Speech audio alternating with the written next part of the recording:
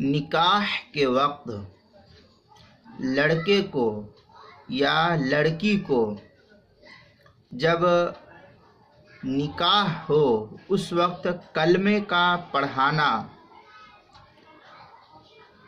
کیا یہ ضروری ہے؟ نکاح کے وقت لڑکے کو یا لڑکی کو کلمہ پڑھانا چاہیے یا نہیں؟ اس کا شرعی حکم کیا ہے؟ کیا حضور سے یہ ثابت ہے؟ یہ ایک سائل کا سوال ہے۔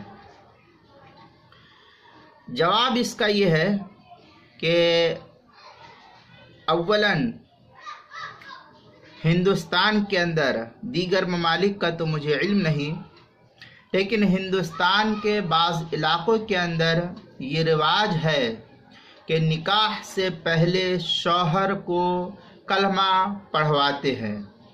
جیسے ہمارے بہار کے علاقوں کے اندر عموماً پچھم سائیڈ دربھنگہ ضلع کے علاقے کے اندر جہاں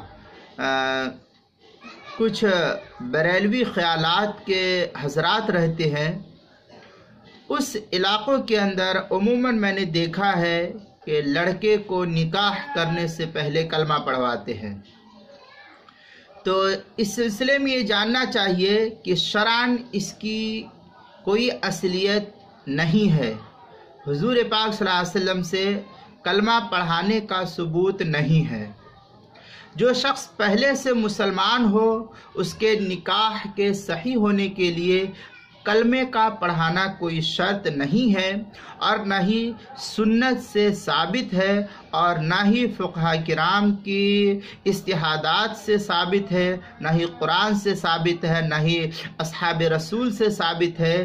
جب قرآن و حدیث اور اصحاب رسول اور اجماع امت اور اسی طریقے سے قیاس اور جو شرعی دلائل ہے، ان تمام چیزوں سے جب کلمے کا ثبوت نہیں ملتا ہے تو نکاح کرنے سے پہلے لڑکے کو ہو یا لڑکی کو ہو کلمہ پڑھانے کی کوئی اصلیت شریعت میں ثابت نہیں ہے۔ لہذا جو کوئی اس عمل کو کرتے ہیں جب شریعت میں ثابت نہیں تو یہ بدعت ہے۔ من احدث فی امرنا فہو بدعہ، یہ الفاظ ہے احادیث کے۔ ابو داؤد کی روایت ہے کہ جو چیز حدیث کے اندر نہ ہو اس کو اپنی طرف سے ایجاد کرنا یہ بدعت ہے۔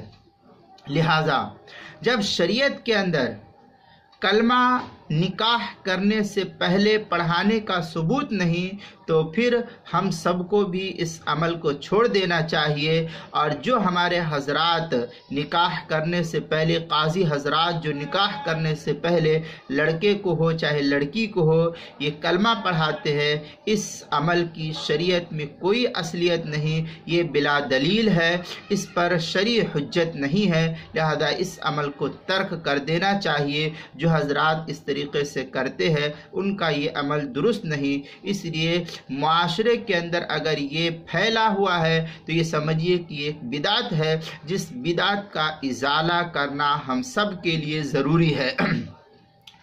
جو چیز شریعت سے سنت سے ثابت نہیں اس کا ترک کرنا ہم تمام مسلمانوں پر لازم اور ضروری ہے۔